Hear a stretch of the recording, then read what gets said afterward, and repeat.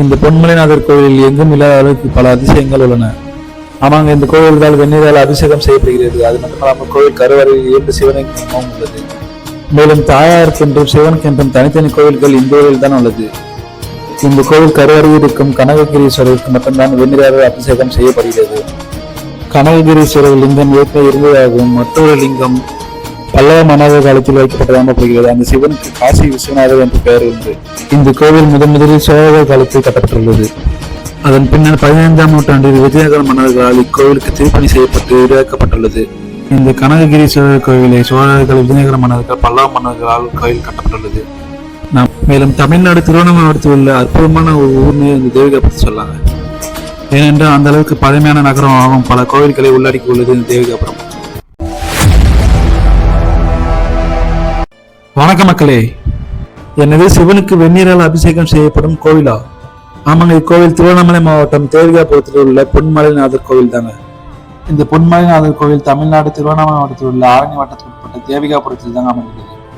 இந்த தேவிகாபுரம் திருவண்ணாமலையிலிருந்து 51 கிலோமீட்டர் தொலைவிலும் விழுப்புரத்திலிருந்து 76 கிலோமீட்டர் தொலைவிலும் அமைந்துள்ளது. இந்த கோவிலில் வெந்நீரால் அபிஷேகம் செய்வது மட்டுமல்லாமல் இந்த கோவிலுக்கு இன்னொரு அதிசயம் பார்த்தீங்கன்னா, இந்த கோவில் கருவறையில் 2 சிவலிங்கங்கள் உள்ளது. மேலும் இந்த கோவிலை கனககிரீஸ்வரர் என்றும் பொன்மலைநாதர் என்றும் அழைப்பார்கள். இந்த மலை கடல் மட்டத்திலிருந்து சுமார் 500 அடி உயரமும். இந்த கோவிலுக்கு செல்லும் படிக்கட்டுகள் வருடத்துக்கு 365 நாட்கள் குறிக்கும் வகையில் இக்கோவிலுக்கு செல்லும் படிக்கட்டுகள் 365 படிக்கட்டு வைத்து கட்டப்பட்டுள்ளது.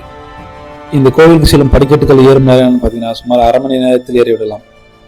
இந்த பொன்மலைநாதர் கோவில் 1000 முதல் 2000 வருடம் பழமையானது மற்றும் சோழர்கள் காலத்தில் கட்டப்பட்டதாக போகிறது.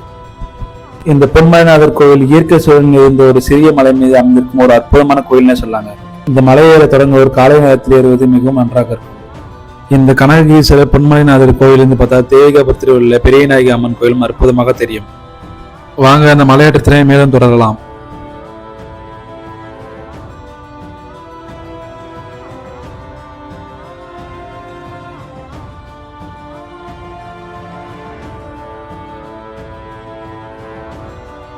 இந்த பொன்மலைநாதர் கோவில் காலை 8 மணி முதல் 10 மணி வரை மட்டுமே திறந்திருக்கும். இந்த கோவில் திருவண்ணாமலை மாவட்டத்தில் தேவிகாபுரத்தில் மலையின் மீது அமைந்திருக்கும் ஒரு அற்புதமான கோயில்னு சொல்லாங்க. பாத்தீங்கன்னா, நம்ம இந்த கோவில் செல்லும் படிக்கட்டுகள் பாதி படிக்கட்டுகள் வரை ஏறிவிட்டோம். இந்த பொன்மலைநாதர் கோயிலில் எங்கும் இல்லாத அளவுக்கு பல அதிசயங்கள் உள்ளன. ஆமாங்க, இந்த கோவில்கள் வெந்நீரால் அபிஷேகம் செய்யப்படுகிறது. அது மட்டுமல்லாமல் கோவில் கருவறையில் 2 சிவலிங்கமும் உள்ளது. மேலும் தாயாருக்கென்றும் சிவனுக்கென்றும் தனித்தனி கோவில்கள் இந்த ஊரில் தான் உள்ளது.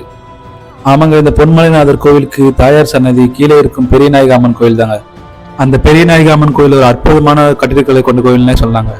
ஏனென்றால் நாம் பார்த்து மிரண்டு போகும் அளவுக்கு சிற்பக்கலைகளை கொண்டு அந்த கோயில்கள் அற்புதமாக கட்டியிருப்பாங்க.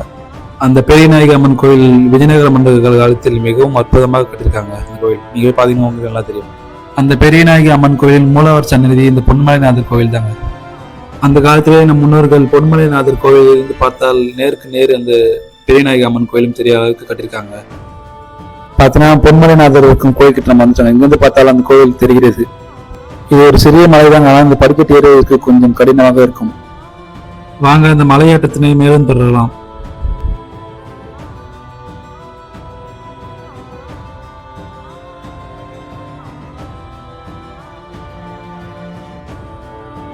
இந்த கோவில் கொண்டாடப்படும் முக்கிய திருவிழா நாட்கள் கார்த்திகை, மாசி, சித்திரை, பங்குனி மாதங்களில் இந்த திருவிழா நாட்கள் கொண்டாடப்படுகின்றன.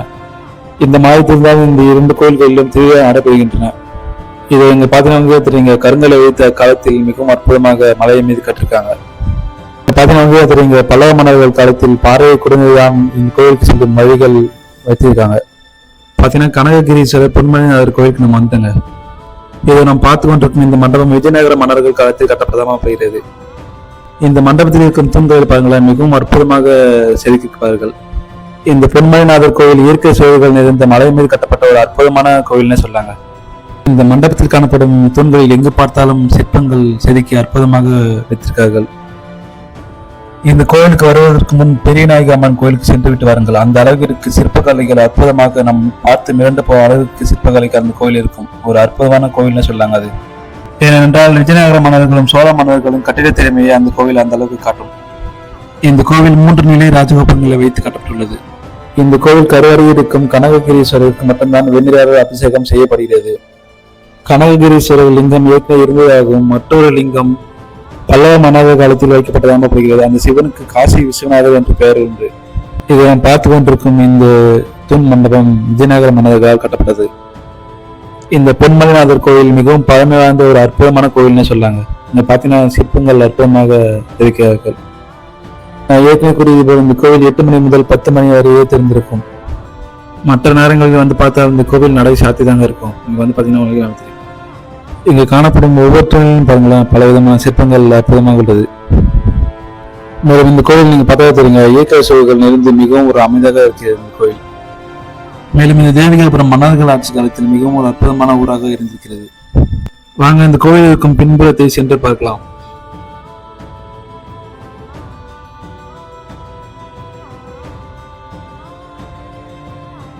இதை நாம் பார்த்து கொண்டிருக்கும் போதுதான் அந்த கோவிலோட ராஜகோபுரம் பார்த்தீங்கன்னா நல்லா தெரியும். நான் ஏற்கனவே கூறியது போல் இந்த கோவில் தான் பல அதிசயங்கள் உள்ளன. இந்த கோவில் மட்டும்தான் சிவபெருமானுக்கு வெந்நீரில் அபிஷேகம் செய்யப்படுகிறது. அதே போன்று கருவறையில் 2 சிவலிங்கங்கள் உள்ளது இங்கு மட்டும்தான். இந்த பொன்மலைநாதர் இருக்கும் கோவிலை பொன்மலை என்றும் அழைப்பார்கள். இதை நாம் பார்த்து கொண்டிருப்பது இந்த கோவிலோட சுற்றுச்சூழல் பார்த்தீங்கன்னா தெரியும். இந்த கோவில் முதலில் சோழர்கள் காலத்தில் கட்டப்பட்டுள்ளது. அதன் பின்னர் 15ஆம் நூற்றாண்டில் விஜயநகர மன்னர்களால் இக்கோவிலுக்கு திருப்பணி செய்யப்பட்டு விரிவாக்கப்பட்டுள்ளது. இந்த கனககிரீஸ்வரர் கோவிலை சோழர்கள், விஜயநகர மன்னர்கள், பல்லவ மன்னர்களால் கோவில் கட்டப்பட்டுள்ளது. நாம் பார்த்து கொண்டிருக்கும் இந்த மண்டபம் நாம் ஏற்கனவே பார்த்த நுழைவாயில் மண்டபம் தாங்க. மேலும் தமிழ்நாடு திருவண்ணாமலை மாவட்டத்தில் உள்ள அற்புதமான ஒரு ஊர்னு இந்த தேவிகா பற்றி சொல்லாங்க. ஏனென்றால் அந்த அளவுக்கு பழமையான நகரம் ஆகும் பல கோவில்களை உள்ளடக்கி உள்ளது இந்த தேவிகாபுரம். வாங்க விஜயநகர மன்னர்களால் கட்டப்பட்ட இந்த மண்டபத்தை முழுமையாக சென்று பார்க்கலாம். நாம் பார்க்கும் ஒவ்வொரு துணியிலும் பல சிற்பங்கள் உள்ளது. ஆனால் இவைகளை சுண்ணாம்பை அடித்து மறைத்திருக்கார்கள். இந்த கனககிரீஸ்வரர் பொன்மலைநாதர் கோயில் பல அதிசயங்களை உள்ளடக்கி உள்ளது. இந்த கோயில் அதிசயங்கள் மட்டுமல்லாமல் சோழ காலத்தில் கட்டப்பட்டு விஜயநகர மன்னர்களும் பல்லவ மன்னர்களும் திருப்பணி செய்திருக்கிறார்கள். மேலும் நான் ஏற்கனவே கூறியது போல் இந்த ஊரில் மட்டும்தான் தாயாருக்கு என்ற சிவனுக்கு தனித்தனி கோவிலுக்கு கட்டப்பட்டுள்ளது. பார்த்தீங்கன்னா இந்த காணொலி ஒரு நிறைவு பகுதி வந்துச்சுங்க. பார்த்தீங்கன்னா இந்த இடத்துல பார்த்தா இந்த கனககிரீஸ்வரர் பொன்மலைநாதர் கோயில் அற்புதமாக தெரிகிறது. இங்கிருந்து இந்தியாவில் தமிழ்நாட்டில் எங்கிருந்தாலும் கண்டிப்பாக இந்த 2 கோயில்களும் பார்த்துவிட்டு செல்வது மிகவும் நல்லாக இருக்கும். அந்த அளவிற்கு இந்த கோயில்கள் அற்புதமாக இருக்கும். என்ன ஃப்ரெண்ட்ஸ், இந்த பதிவு உங்களுக்கு மிகவும் பிடித்திருக்கும் என்று நினைக்கிறேன். மீண்டும் இது போன்ற சுவாரஸ்யம் மற்றும் மற்றொரு காணொலியில் சந்திப்போம்.